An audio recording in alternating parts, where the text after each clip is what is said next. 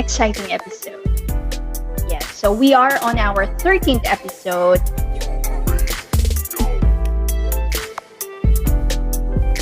Hello and good afternoon, everyone. So we are here for another episode of Real Talk with Jen. Episode for you. And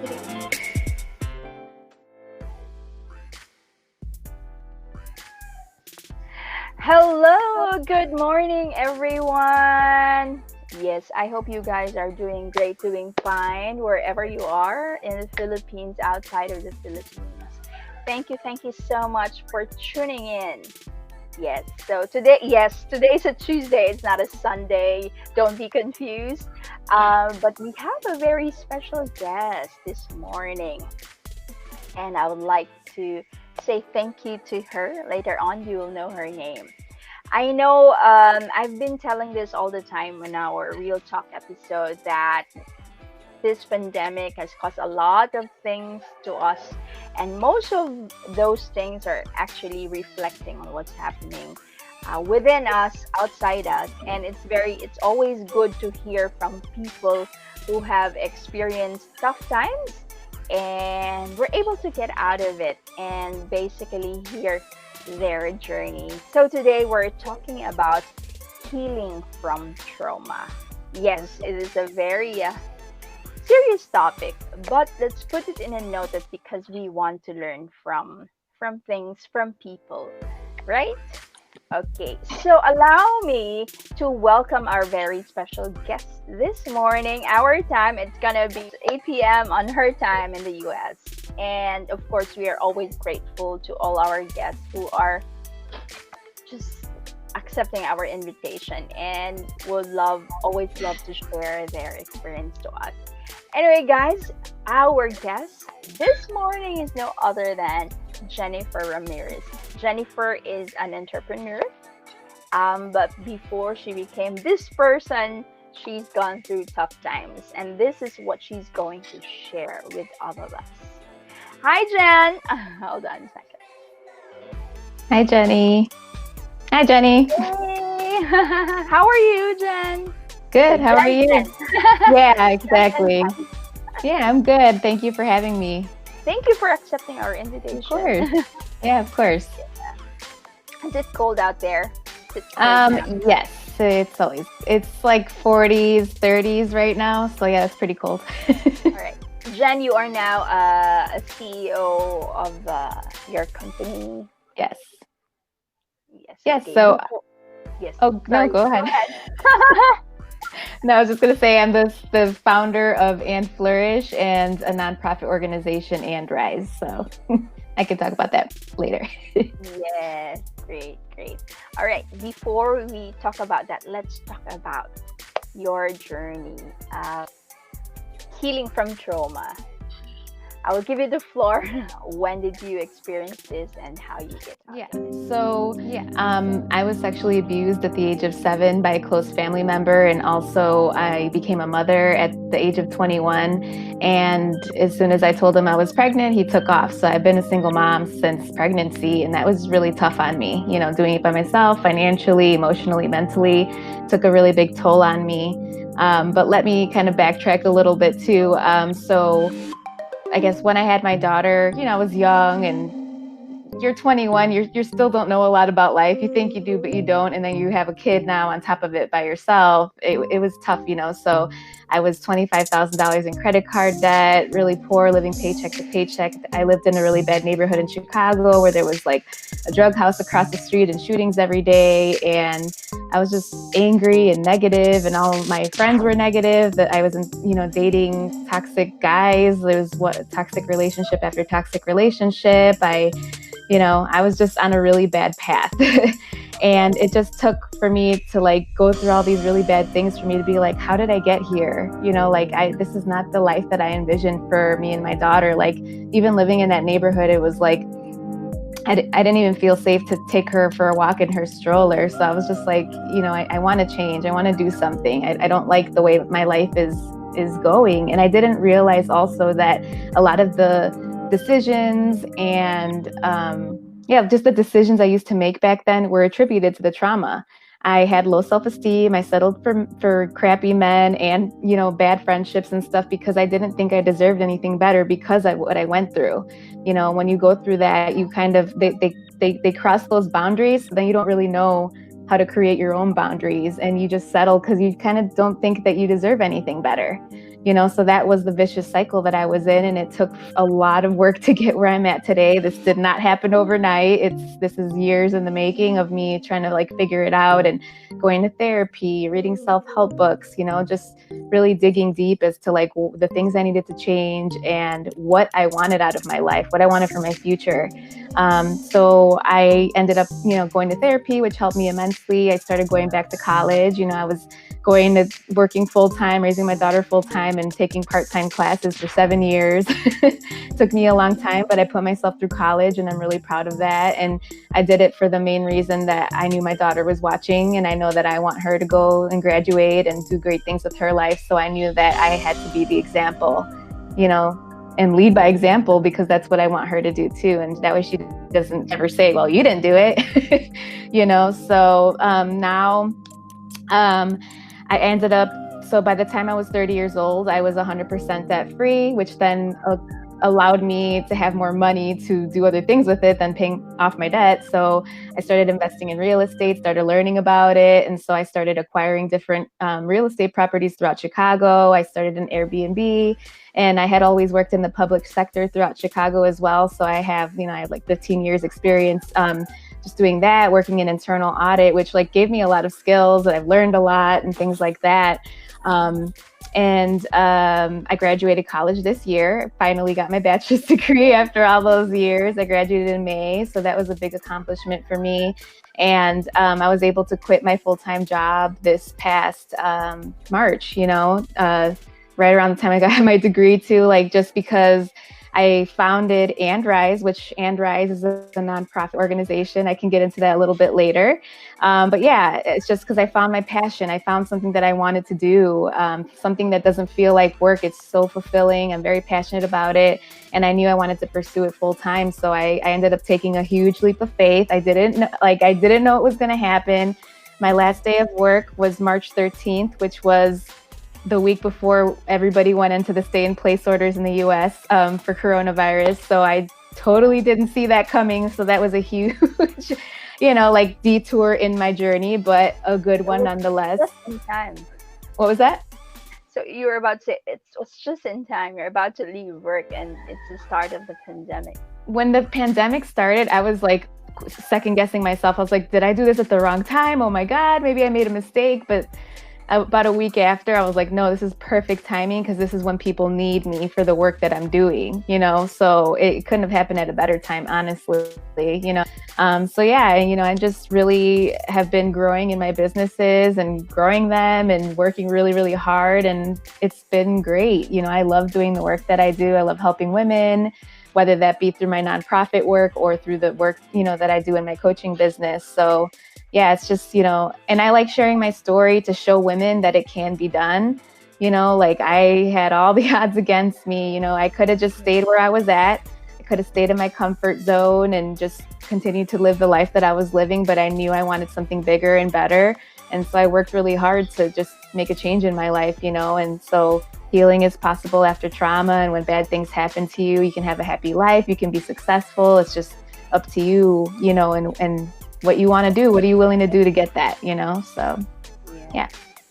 How old were you when most of us, when something's happening, we are not really vocal about it. We are afraid to share it. But with Yes. you, when that thing happened, were you immediately aware and were able to tell someone that? No. So, no. Well, when it was happening to me, so I'll just say my abuser was my father. So I knew something was off, but I didn't really know. I was 7 years old. I was 7, so I didn't know. And he was my father. So I didn't really think that, oh, my dad's doing something bad to me. I figured it was off because he would do it at night when everyone was sleeping and sneaking around, but I just was little. I didn't know. And then it wasn't, I think a year or two later, it had kind of came out, and There was a lot of drama that happened because DCFS, which is like Child Services in the U.S., they got involved and things like that. And yeah, it was just a lot of drama. But essentially, I was ignored. Like my mom knew what had happened, and she decided to stay with my father. And I think that affected me in a lot of ways too. But yeah, and honestly, though, guys, I didn't start talking about this till age of 33. I'm 35 now, so I kept this in pretty much my entire life. And I remember hearing throughout the years, like, oh, if you talk about it, the better you feel. And I used to think it was so stupid. I used to always think that was a lie. I'm like, who's saying that? That doesn't make sense. Because I was so ashamed. I held a lot of shame because of who did it and because of what happened. So I was very ashamed of what happened. But now I know that it wasn't my fault. I know that I was a victim. I didn't ask for that to happen to me. So that's why I talk about it. I don't have shame about it because I didn't do anything wrong.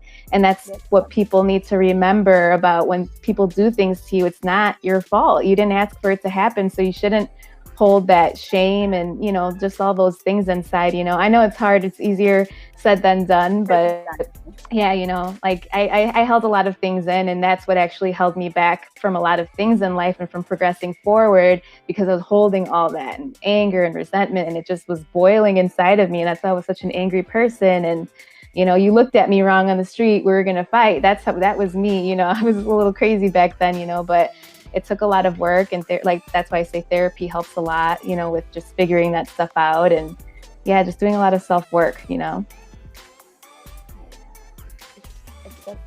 a tough one. That's a tough one. Yeah. Mm-hmm. And, yeah. Not most people are open, as you said. People will just keep inside what's happening inside. Right. And that creates a pattern in us, right?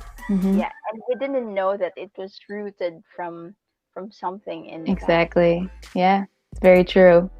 Yeah, and it's very unconscious. I think we just don't really know. Like, we just like, oh, well, something happened, and you think that it's gone, but it could be years and years or 20 years later till it could be all bubbling inside, and then one day, forever later, it could just come out. I meet a lot of women that say, I never had memories of abuse until one day something triggers them, and then they're like, I got all these memories and now I remember, and oh my God. And it's just like, yeah, sometimes it's unconscious, you're not doing it on purpose, and other times it is purposely because you don't want to come to terms with what happened, because it's painful.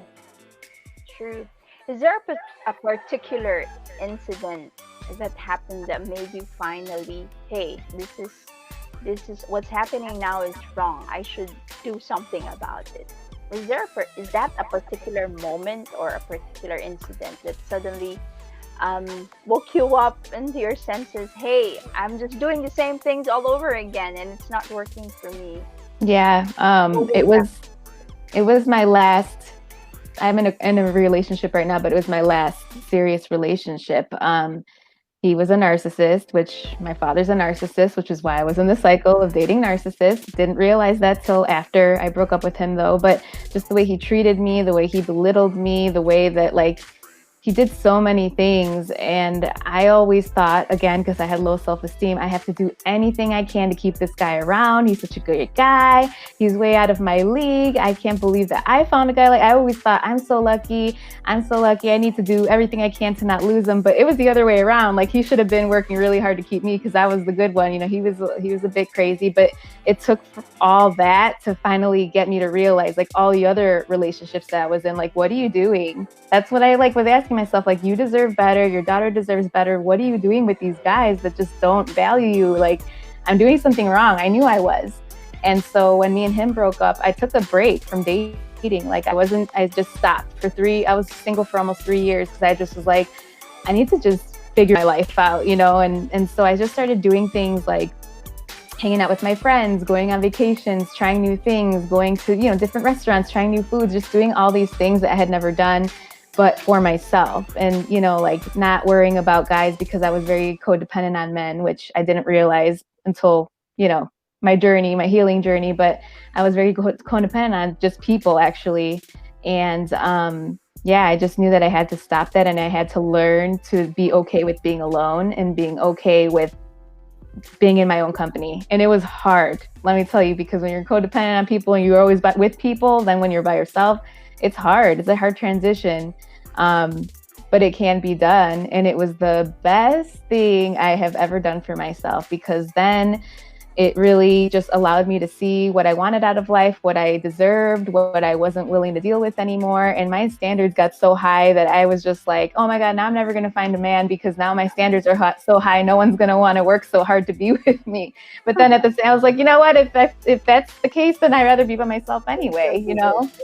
Yeah. So it was a great decision on my part, because I healed so much, and I just really learned a lot about myself and what I wanted out of somebody, an actual partner. Before, I was always in relationships, but it was always one-sided. It was me doing all the work, me loving more, me. And now it was like, I'm like, I want an actual, yeah, like you just, wanting an actual partnership where it's equal and you just, are happy. I had never had that before. So yeah, but it just taking that time to be alone is so, so, so important. And I feel like when you go through something, you're always like kind of looking for somebody to talk to about it or lean on, which is fine. You just have to make sure that the people that you're leaning on have your best interest at heart, because sometimes when people know that you're struggling or you're vulnerable, you're going through things, that's when bad people take advantage of you. And that's what happened to me a lot. Like, I used to confide in people that I shouldn't have been, and they just took advantage of my kindness and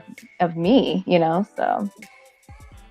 Well, it's good to know you're out of it, and you have loved yourself more at this time. And yeah, as you said, I think you found Mr. Right. Well, this is always a work in progress, right? But yeah, I think you found someone who deserves you.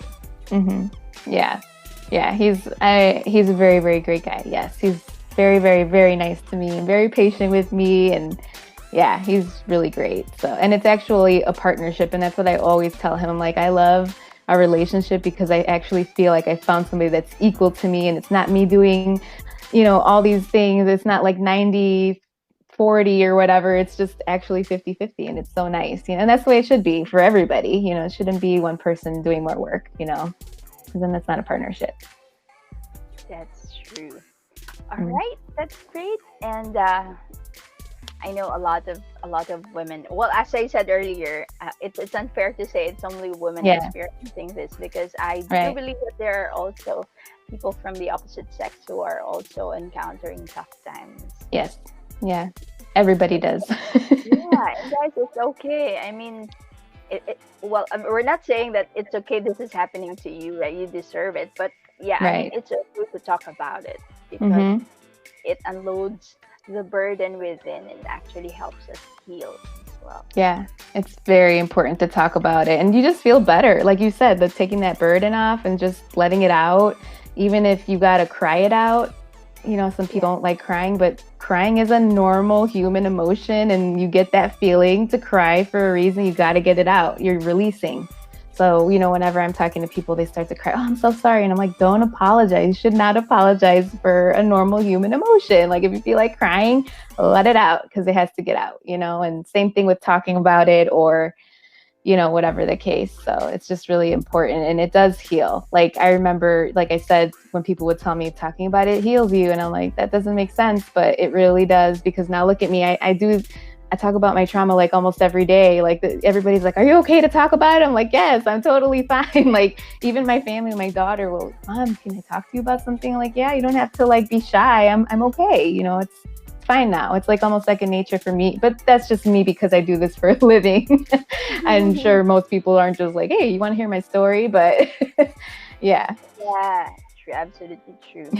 But I do believe it's rooted from what happened to you, and how you've changed, and actually that's what you want to share with others as well. Like, whatever heavy you are carrying, there is always someone who may have the worst thing that happened in their lives, that hey, you are still blessed, you're still right, you should still be grateful you're alive, or this happened to you, it's not like as worse as this person. So. Yeah it's very true. Yeah, and I always tell some people think I have people like, oh, are you sure I should come to your group or join this whatever. They're like, I don't feel like my trauma is that bad. And I'm like, it doesn't matter how bad or how mild you think it was. Trauma is trauma.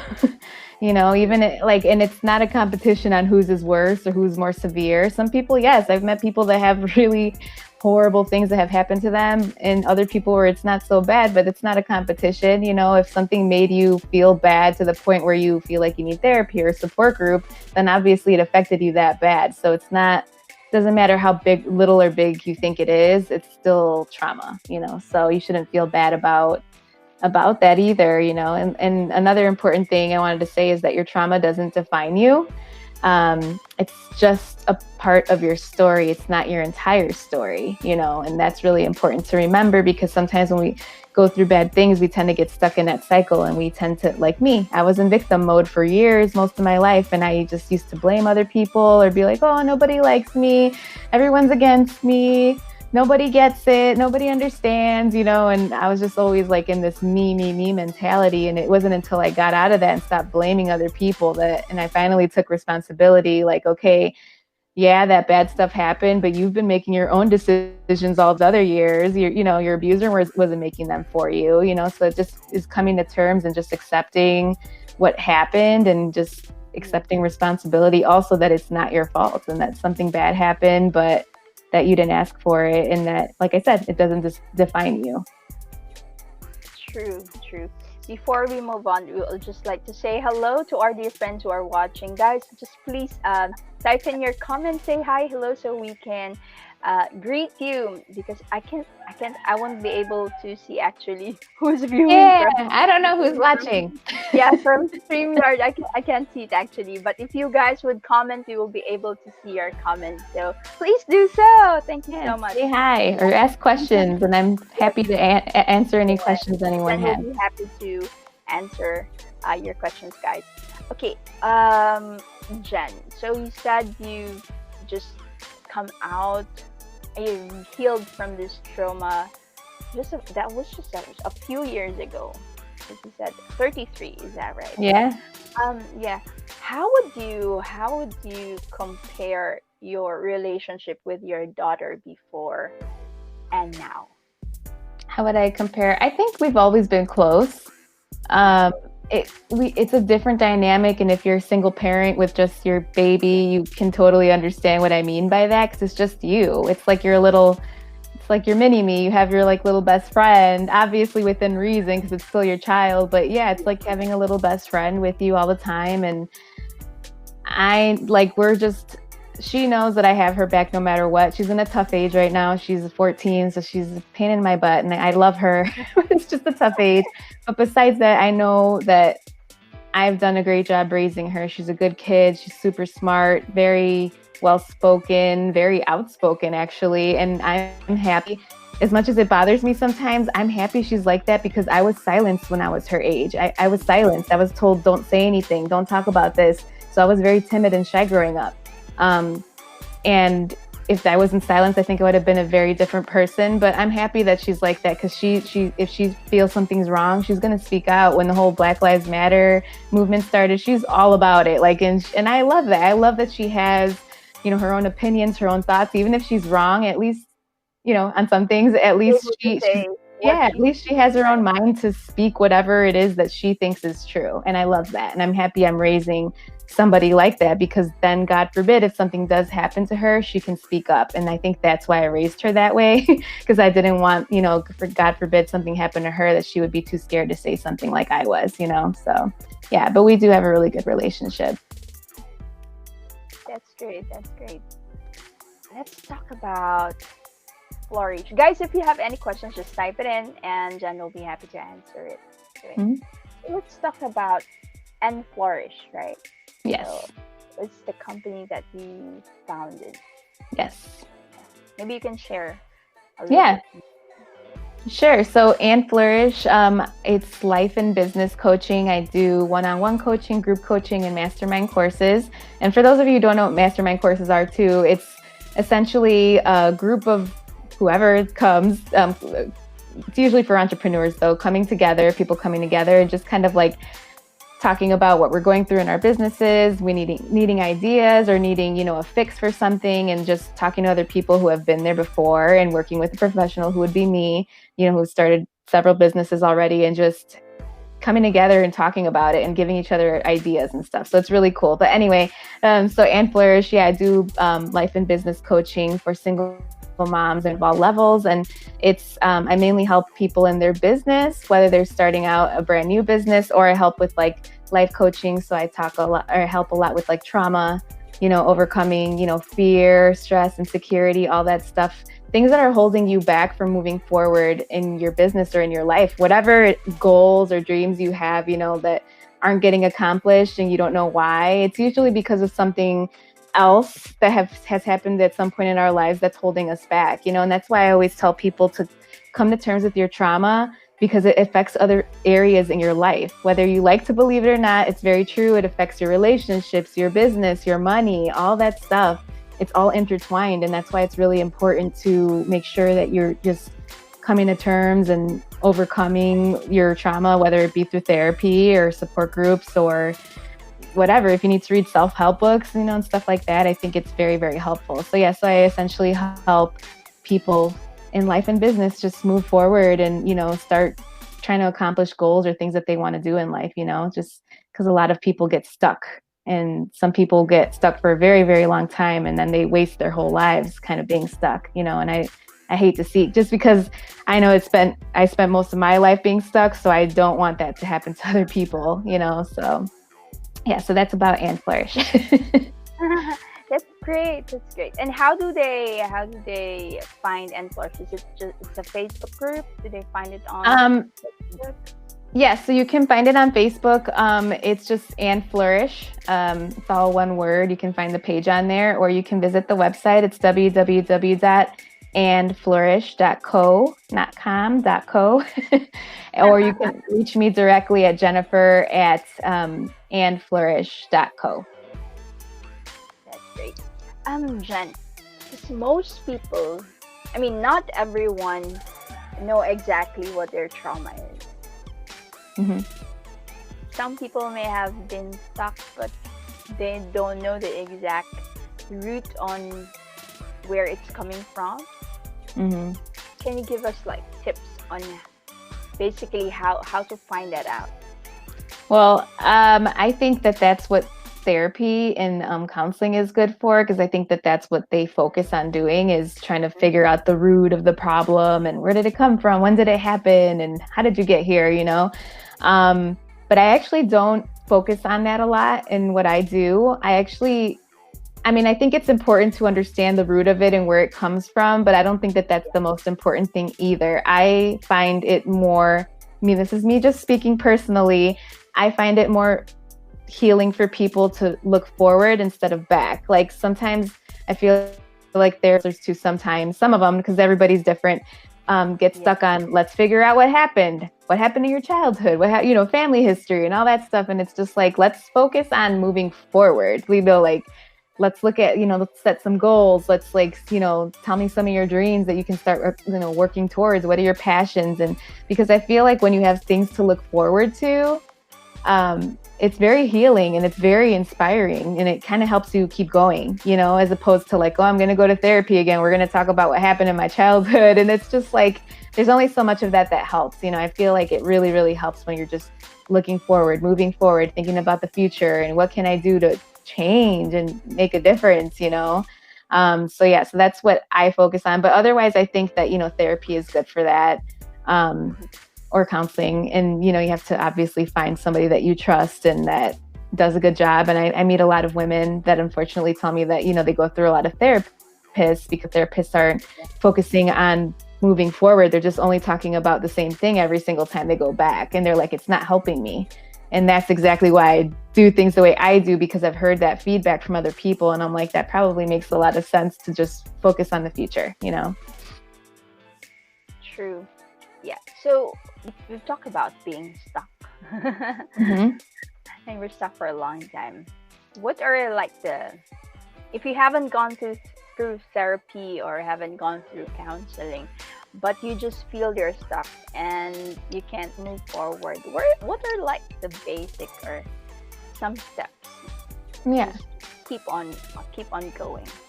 So I would say one of the things is to surround yourself around good people who have your best interests at heart, people who want to see you progress and be successful and that care about you. Just be really careful with who you're surrounding yourself around, because like I said, I have a past with narcissists, and narcissists are like energy vampires, and they will like drain you of everything good that you have. So just be really careful who you're surrounding yourself around. Be around people that are ambitious and that have goals and aspirations, and that, are happy and positive, because when you're hanging around people that are negative, they're just going to constantly be bringing you back to their level. And you guys are going to start out here, and when you start to heal, you're getting up here, and they're going to try to bring you back down, so it's always really important to surround yourself around good people. And I'm trying to think of, I have things in my mind, but I can't think at the second. What else?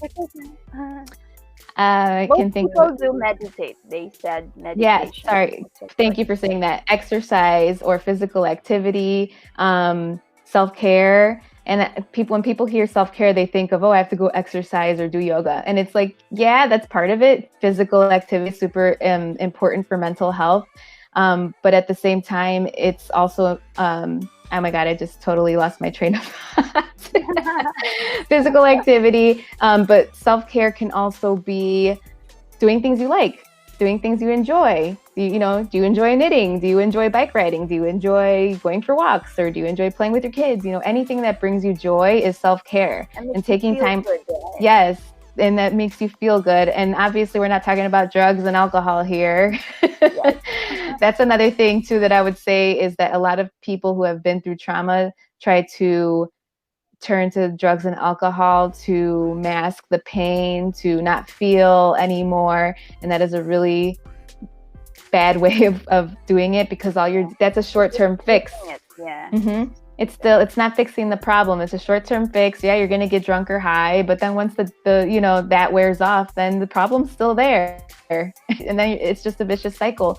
So yeah, so don't, try to mask it with drugs and alcohol, because that just, I feel like it makes it worse. And I used to do that when I was younger too. I used to do that a lot. That's the way I didn't want to feel. So I just used to, drink and do drugs, and that's just the way things were. And then what else? I would be able to forget your problems when you yeah, I mean, you forget for like the night, but then in the morning, now you feel like crap, and you still feel like crap inside. So yeah, so I mean, I think the self-care is really important. And like I said, if you can't see a therapist or whatever, try to find a support group, because support groups are really, really good too. Most of them are free. And you just go and you're around other people that have been through what you've been through, and they're not judging you. And I think that's really important, because sometimes when we go through things and we're confiding in someone who hasn't been through it, they can be very judgmental. They don't understand. So they can say things that might deter us, from maybe wanting to speak out again. So when you go to a support group, it helps, because there's people that have been through the same thing, and they're not judging you. They're just listening, or they're giving you advice like, here's what I went through. Here's how I did it, and I think it's just super, super helpful for a lot of people to try that route, too. Yeah, that's all I could think of at the second. Yes, that's very true. All right, guys, if you have any questions, just type it in, and Jen will be happy to answer it for us. Yes. Yes. So Jen, you are an auditor. You're an internal auditor. Is that right? I was. Yeah, I did internal auditing when I worked for the city of Chicago. I worked for like the Chicago Transit Authority, which is the trains and buses in Chicago. And then I worked for Chicago Public Schools, doing internal audit for our schools. So I was going out to different schools and auditing their budgets and everything in the school. So yes, I have that background, and that's why I do the business coaching too, because I have the background of like processes and procedures. And I worked for, an executive level. I was an executive assistant. So like I learned a lot of things from him, and he taught me a lot of what I know. So I'm very thankful for my past experiences, even though I'm happy I don't work for other people anymore. Yeah, That's good. Sometimes, you know, when we are comfortable with what we do, we think that for the longest time we get stuck in that. But at the end of the day, we tend to forget our dreams. Like, hey, I should also work on this because I want to be this person. Mm-hmm. But Very we're true. not Yeah. saying it's a bad thing because we learn from it, right? Yeah, absolutely. Life is all a learning lesson. Everything is, even though we might not feel like it in the moment, but when time passes, you're like, oh, that's why that happened. It was here to teach me a lesson. And I have had a lot of those, so. Yes. All right. Okay. Let me see. I actually can't see who's watching. Yeah, I don't see any comments or anything. I'll jump into my Facebook real quick. Oh, okay. Yeah, you can also, yeah. So when you jump into your Facebook, you'll be able to see. Ah.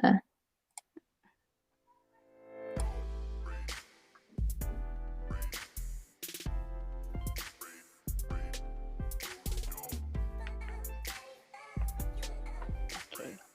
So what time do you normally go to bed? Me? Oh, I actually go to sleep pretty late, like 11 or midnight. Same here. Yeah, terrible, but I should go to bed earlier, but Yeah, right. That's what I'm saying. We're supposed to sleep early, but sometimes, Coronavirus. Nobody's going to sleep at their normal time anymore. Yeah, true. Anyway, Jen, any other tips you would like to give to everyone who's watching, who's going through tough times? Yeah, so like I said, surround yourself around good people. Be really careful who you're confiding in, because like I said, sometimes people who we may not even know are in our lives who have bad intentions. They will take advantage of us being vulnerable and in that, bad place. I would also say follow your passions. And I know that sounds really cheesy, but it's so true because it's very life-changing. Even if your passion doesn't make you a lot of money, you shouldn't, be only focusing on the money. I think when you're doing things that you love, it's just so fulfilling in your life. It's such a great thing to wake up every day and be like, all right, yay, like I love what I do. Because I know I've had many years where I was like, oh my God, I don't want to wake up because in 5 minutes I have to go shower and go do the whole same thing over and over, and I know how that feels too. So I would also say, do what you have to do to heal. You have to find the ways, whatever it is, like I said, therapy, counseling, support groups, or even confiding in, the right people that have your best interests at heart. It's so important because like I said, it trickles out into other areas of your life. It could affect your relationships, your money, all that stuff, so it's really important. And what else would I say? I feel like I have so much that I could say. I just can't think of anything at this very second, but yeah, if you guys ever need somebody to talk to, I'm always here. I talk to people all over the world, believe it or not just in Chicago or Illinois. I talk to people in a lot of different states. Not that many people in the Philippines, actually, but I've talked to people like in Africa and UK and like Australia. It's crazy. Like I just didn't expect to reach so many people like everywhere, but it's been great. Yes, if you guys ever need, to ask questions or ask how I did it or whatever, I'm more than happy to help, in any way that I can. And just making sure that, you're healing and stuff is just so important, and be good to other people too, obviously, because you reap what you sow, what goes around comes around. So make sure you're being kind and doing good. And, I know that not everybody has the time to volunteer, but if you find a cause that you really care for and, volunteer, because volunteering is very fulfilling too. You feel great after, you feel proud of yourself, you feel like accomplished, like you did something good. And, I feel like that turns into like a cycle too, which is a good cycle to be in, right? So yeah, just do the things that make you happy, and even if other people say, I don't think you should do that, or I think that's a stupid idea, which I've had a lot of people tell me about my companies that I started. Why are you doing that? You're crazy. It's not a good idea. But guess what? If I would have listened to them, I would be nowhere right now. I'd still be working the 9 to 5, very unhappy. So because I kind of just followed my instincts and went for my dreams, like I'm doing really good and I'm very fulfilled. So yeah, so there's always going to be naysayers, but if you feel like in your heart, like that's the thing you should do, then that's what you should do, So yeah. Thanks, Jen. So keep Yeah, of follow course. your heart. Yes. Follow your heart. Be kind. Be true. Because it Yeah. comes back. And your trauma doesn't define you. It's coming back, but yeah. Yeah, and then also too, your trauma doesn't define you, like I said too. Like it's just a part of your story. It's something unfortunate that happened to you. I think too is accepting what happened to you. It's a huge part of like healing, accepting it. Just like when you like Alcoholics Anonymous, you have to admit you have a problem first, and then you have to accept it, admit it, and then you kind of move on to the other steps. It's the same thing in this too. Like you can't start to heal when you don't accept it, or when you're trying to hide it, or when you're trying to like, bury it with alcohol or drugs, like you just have to come to terms with what happened, accept it, and just try to like move forward, Yeah, that's the only time change will come around once you have accepted it. Yeah. Once you become aware. Yeah, exactly. Very, very true. And it might not be easy. It will be hard, but like they say, like good, like what do they say, like about easy things not coming? If it was easy, everybody would do it, right? So Yeah. hard thing or healing is hard, but it's so worth it, and it's going to take work, and it's not going to happen overnight. It's going to take time, but the end result is amazing. It's literally life-changing. So what does, something that's life-changing mean to you? How badly is that, or how important is that to you, So just something to think about. Yeah. I know sometimes we want to change something, and then it works for a few days, and then after that it still comes back. Most of the people just give up. But perhaps if we just consider what the end result, what we want to, perhaps we can still strive each day to just absolutely. And that's why I think vision boards are really important. Vision boards are perfect for that. Think of things that you want to do with yourself. Even if it's something as simple as a car, like what is your dream house, your dream car, your dream vacation? That's something, again, to look forward to, something that you strive to do one day. Put it there, and then just start making lists of all the things you want to accomplish. That's not my vision board, but my vision board's in a moving box somewhere. But I have gone through 3 with all the things that I've wanted to do, all the things I've wanted to accomplish, and it works, I am telling you, and that's why I love them, because I think just unconsciously having it there is just a constant reminder that that's something you need to do, something you're going to accomplish one day. And again, that helps you kind of like look forward to the future too, because you're like, ooh, I'm going to go on this cool vacation one day, or graduate. That's what I had on mine, graduate college, start a business, I had so many things on there that I have accomplished already. So yeah, so they're really important too. Great. Guys, do you have any questions? Still can't see them. I know, I can't either. What was I going to tell you too? Would it be okay if I talk about my nonprofit really quick? Yes, please. Okay. So just to let you guys know too, and on top of And Flourish, I have a nonprofit organization called And Rise. The And means your story's not over yet. There's more to tell. And the Rise means rising above any adversities. So we do different events, and we have like personal and professional development workshops, women's empowerment events, and we do weekly support groups for women who are sexual and domestic abuse survivors.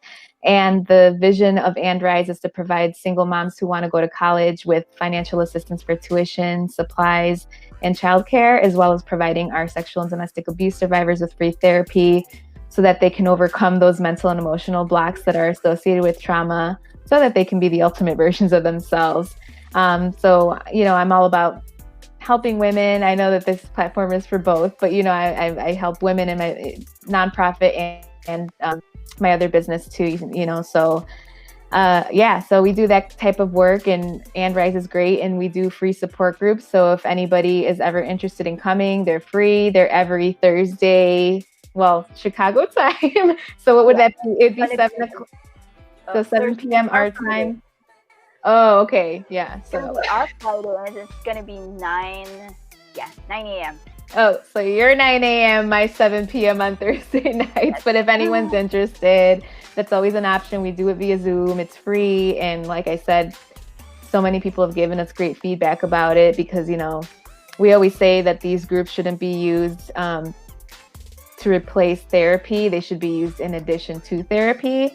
And, we also are working on getting more counselors so that we can help more women. Right now we have just a counselor in Illinois, but we're working on providing counselors everywhere. And my vision for Rise too is to make it a worldwide organization so we can help women all over the world, not just in the US. Like I want to be able to help women everywhere, just heal and overcome, because we all go through bad things. No matter where you live in the world, everybody has something bad that has happened to them at one point or another, And so it's important to just heal and thrive. Yeah, absolutely true. And we need to talk about that maybe later on after I I'd love to connect on that. Yeah, of course. Right. Okay, guys, if you have any questions, I know we can't see who's watching now, but I'll give a link to where we will be able to find Jen. Is that all right, Jen? Yeah, of course. Also send a link of the group. Is that okay as well? Yeah, of course. Yeah, so I'll do that after this session. I normally end this live and put it on YouTube, so I'll put that there as well. Okay, cool. Yeah, sounds good. All right, Jen, don't leave. I'll just just stay there. Okay. All right. Guys, thank you so much for watching. This has been a wonderful episode this morning. I hope you guys learned a lot from Jen as I did. Yes, and I'll see you guys next week. That's for another episode of Real Talk with Jenny. Once again, if you have any topics in mind that you want us to talk about, just feel free to message me on this Facebook page, or on all of my other social media accounts, which I will type in here. Thank you so much. Have a wonderful day. Thank you. Bye. God bless everyone.